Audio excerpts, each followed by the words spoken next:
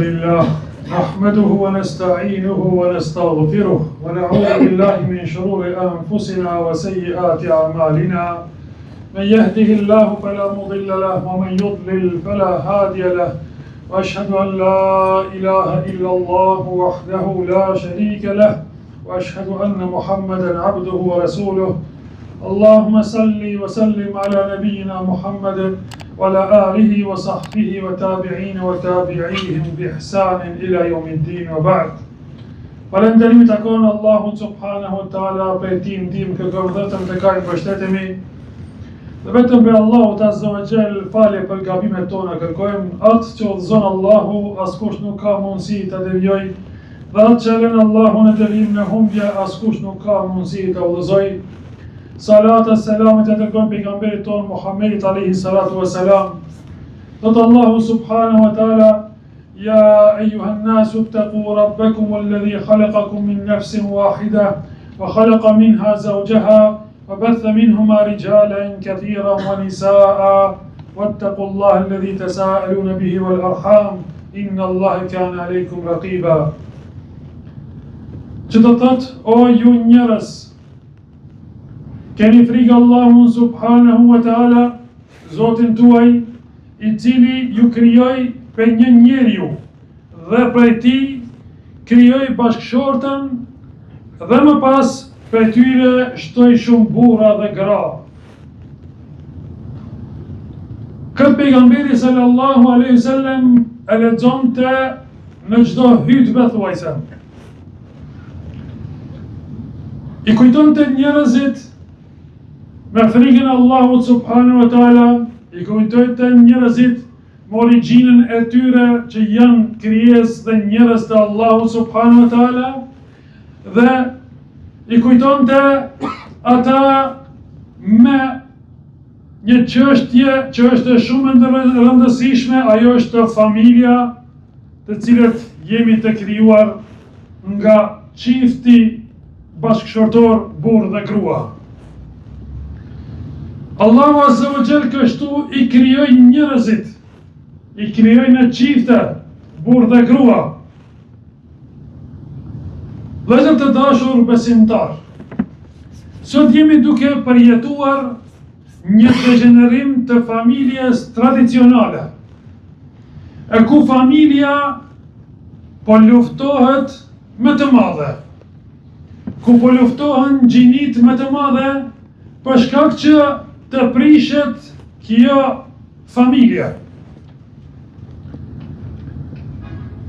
Po dëshirojnë që të prishet sistemi që e ka krijuar Allahu subhanahu wa taala burr dhe grua dhe gjini.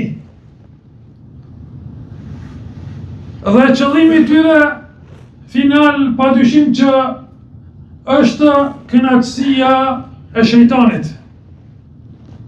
Sepse shejtani në Kur'an na tregon Allahu azza wa jall është përbetuar që do t'i devijojë njerëzit, por jo veç kaq. Do t'i fus ata që të ndryshojnë edhe natyrshmërinë e krijesës në të cilat i ka krijuar Allahu subhanahu wa taala. Andaj, kjo vëllezër të dashur rrjedh si pasojë e inspirimit nga iblisi, e që shoqërit ngriten mbi moral dhe mbi familje. Kur prishet familja, prishet shoqëria, prishet populli, prishet shteti. Vëllezër të dashur besimtar, deshte Allahu azza wa jall i krijoi shkaqet që populli ynë u çlirua nga armiku shekullor. Por nuk do të thotë që nëse jemi çliruar nga armiku, atëherë të çlirohemi edhe nga edukata jon, edhe traditat tona që kanë bajt gjallë këtë shoqëri dhe këtë popull. Gjë që shumë popull na kanë patur lakmi neve. Na kanë patur lakmi për shkak familjes, për shkak respektit, për shkak bashkëjetesës dhe për shkak që shumë pak ka pasur ndarje dhe shkrorizime në mesin tonë. E sot jemi duke shkuar me një qërë sokak, ku kemi filluar të imitojmë të huajt dhe traditat e tyre dhe të prishim traditat tona dhe familjen tonë që brez pas brezi, gjenerata e kanë ruajtur këtë çështje të familjes, të edukatës shumë me vlerë. E sot po arrin me një pikë që dal nga dal po rënohet familja, po degenerohet rinia, po largohemi prej çdo gjëje që ka qenë vlerë dikur. Tashtima po i zavensojmë me antivlera. Gjërat me pa edukat po duken normale. Normalizimi i harameve, normalizimi i gjërave të këqija sjell fatkeqësi në atë popull. Vëllezër të dashur besimtar. Një çështje që vërret sot në periudhën tonë është që kur më herët kjo e keqe nuk ka ndodhur gjatë historisë së njerëzimit përpos në kohën e Lutit alayhis salam. Ku populli i Lutit alayhis salam u larguan nga martesat me gjinin të kundërt dhe filluan që të martohen dhe të bashkëjetojnë me gjinin e njëjtë. Që nga ajo kohë ku dënua i popull, nuk ka pasur më raste të tilla. S'po flasim më në popujt islam besimtar, por nuk ka pasur as tek popujt romake, bizante, persian dhe të tjerë. E kjo që ka po shfaqet sot është një sikur se ajo në të kaluarën ku Allahu Azza wa Jalla dënoi atë popull. Andaj, kur të përhapet harami me një popull, përhapet e keqja, vjen dënimi Allahut subhanahu wa taala. Dënimi Allahut azza wa jall mund të vinë në forma të ndryshme.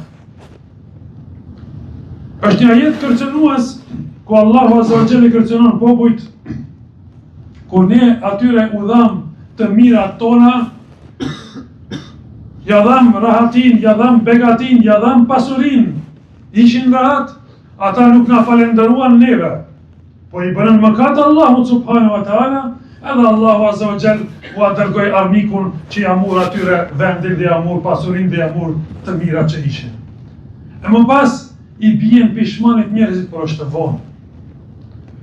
Andaj o vëllezër të dashur, këtë rahati dhe këtë begati që e kemi ne dhe që e gëzojmë sot, e që kur më herët populli ynë nuk e mban në mend që ka pasur këtë rahati dhe këtë begati. Andaj o vëllezër, duhet ta falenderojmë Allahun subhanahu wa taala për mirësinë që e kemi, për lirinë, për rahatin që e kemi. Vetëm të kthehemi para 25-6 viteve, si ka qenë jeta, veç para fytyroni. Sa e brish ka qenë, sa e zym ka qenë jeta kur ka dalë dikush në rrugë. Kur armikun e ke pas në çdo vend, në çdo cep, në çdo institucion, ke qenë i nënçmuar. E sot këtë mirësi që na ka dhënë Allahu subhanahu wa taala duhet ta ruajmë o vëllezër të dashur. Të jemi falënderues ndaj Allahut azza wa jalla, të largohemi prej gjërave të këqija, ta ruajmë veten tonë ashtu që qysh pleqët tanë na kanë sjell këtë moral deri këtu. E mos jemi ne ata gjenerata e re që sot kemi mundësi më shumë të mbrohemi sa dikur më herët, sepse sot posedojmë dituri, sot kemi mundësi me arrit në dituri shumë më lehtë se sa në të kaluarën. E pse ata me atë pak dituri kanë arrit me mbrojt edukatën, kurse sot më shumë ka dituri, por më shumë po ndikomi dhe më lehtë po rrashasim në gjërat që e prishin moralin, e prishin familjen, i prishin raportet me Allahun subhanahu wa taala. Vëllezër të dashur besimtar, pa parasysh sfidave që i kanoset popullet tonë dhe vendit tonë, duhet të qëndrojmë të fuqishëm. Ku po them të qëndrojmë të fuqishëm, do të thotë të lidhemi fort me Allahun subhanahu wa taala. Të ruajmë veten tonë nga zhytja në epshe morale. Të jemi të vetë përmbajtur. Çka është haram, largohu. Allahu Azza wa Jall thot, largohu prej imoraliteti, largohuni prej zinas. Sepse zinaja, imoraliteti është vepër shumë e shëmtuar. Është vepër e shëmtuar sepse sjell shumë të këqija. Sjell të këqija psiqike, sjell të këqija shpirtërore, sjell të këqija në familje, në shoqëri. E sot kjo promovohet në për media, në për televizore, e në për gjërat të ndryshme me të madhe, ku gjërat e turpshme që dikur njerëzit janë mundu me i mbulu ato dhe mos mi ekspozu, sot e keqja po ekspozohet para miliona njerëzve. Sot po dalin në media dhe po veprojnë vepra të shëmtuara që hidhrojnë Allahun subhanahu wa taala dhe po mburën me atë. Po vjen ajo kohë që ka thënë pejgamberi sallallahu alaihi wasallam, do të vjen një kohë aq e vështirë për ummetin tim, e që është prej shenjave të ditës së Kiametit. Ku një njeri ecë rrugës dhe i shef dy persona duke bërë imoralitet, thjazon rrugën dhe gjëja në atë kohë që ka mundet me thënë që vetëm skejoni pak, largoni pak, maleshoni rrugën. Këtë janë punë të shejtanëve, nuk janë punë të njerëzve, nuk janë punë as pak të besimtarëve. E lusim Allahun Azza wa Jall të na udhëzojë në rrugën e drejtë, të falë mëkavimet. Alhamdulillahi rabbil alamin. Alhamdulillah, nahmaduhu wa nasta'inuhu wa nastaghfiruh wa na'udhu billahi min shururi anfusina wa sayyiati a'malina. Falenderojmë Allahun Azza wa Jall, salatat dhe selam e dërgojmë pejgamberit ton Muhammedit alayhi salatu wassalam. Vëllezër të dashur besimtar, krahas kësaj lufte kibernetike të themi që po i kanoset popullit ton përmes mediave, përmes internetit, përmes telefonave, si të ruajmë dhe si të mbrojmë veten tonë dhe familjet tona. Është çështje me rëndësi se kur familja është kompakt, kur familja ka respekt, dihet dhe respektohet prindi, baba, respektohet gjyshi. Sot jemi duke jetuar me një mjedis ku ka ndodhur një ndarje dhe një largim prej familjes. Fëmiu nuk e respekton babën dhe nënën. Ma nuk flitet më për gjyshin apo gjyshen. Të gjithë janë duke jetuar larg njëri tjetrit edhe nëse janë në një qati. Çdo kush largohet në dhomën e vet, izolohet në dhomën e vet, por nuk ka më komunikim me njëri tjetrin.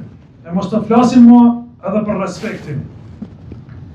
Dhe çdo kush po vetmohet me telefonin e vet, edhe një Allah e din se çka po shikon ai fëmijë apo ai vajzë.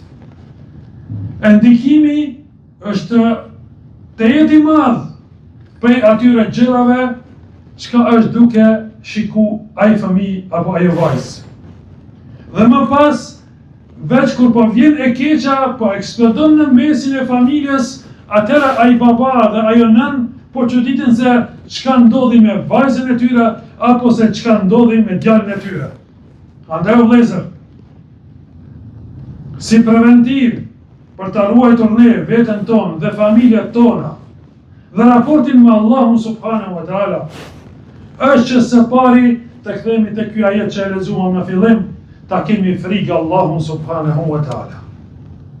Dhe më pas, ta falim namazin dhe t'ja mësojmë fëmijëve faljen e namazit dhe frikën nga Allahu subhanahu wa taala. Dhe fjalën turp ta zaventësojmë me frikë Allahun azza wa jall, se turp do të turprohesh vetëm para njerëzve, por kur je në vetmi, aty jo veç turp të kesh për Allahut, por edhe frikë për Allahut subhanahu wa taala, sepse ai të shef. Edhe ai ka më të llogarit për çdo çështje. Pra, me mbjellën e familje, dashurinë ndaj Allahut dhe frikën prej ndëshkimit të Allahut subhanahu wa taala dhe faljen e namazit. Pse themi faljen e namazit? Sepse njeriu i cili e falë namazin, duke qenë i përkushtuar me Allahun subhanahu wa taala, padyshim që Allahu azza wa jall do t'ia përmirësoj edhe veprat e tij edhe të ta mbroj prej gjërave dhe prej veprave të shëmtuara. Kështu thot Allahu azza wa jall. Andaj, përmirësimi i raporteve më së miri që mund të arrijë njeriu mes tij dhe mes Allahut është namazi, numër 1. Dhe dyta, vëllezër të dashur, komunikim sa më të shpesht me familjen, sa më shumë me nejt në mesin e familjes, sepse ai i riu përfiton nga përvoja e prindërve të tij, apo përfiton nga përvoja e gjyshërve të tij, dhe kjo është një mësim jetësor që i duhet dhe që fiton pa mund. Elusim Allahun azza wa jall na ruaj prej gjërave të këqija. Elusim Allahun azza wa jall na ruaj familjet tonë.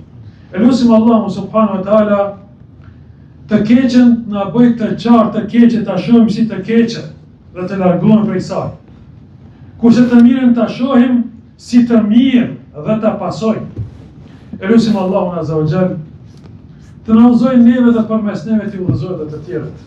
Elusim Allahun azza wa jall të shëroj të sëmurit tanë, të laj borxhet tona, të mëshiroj të vdekurit tanë, na ruaj neve dhe popullin tonë dhe mbar muslimane kudo që t'jene për botë nga çdo e keqe. Amin e amin. Walhamdulillahi rabbil alamin. Wa aqimus salat.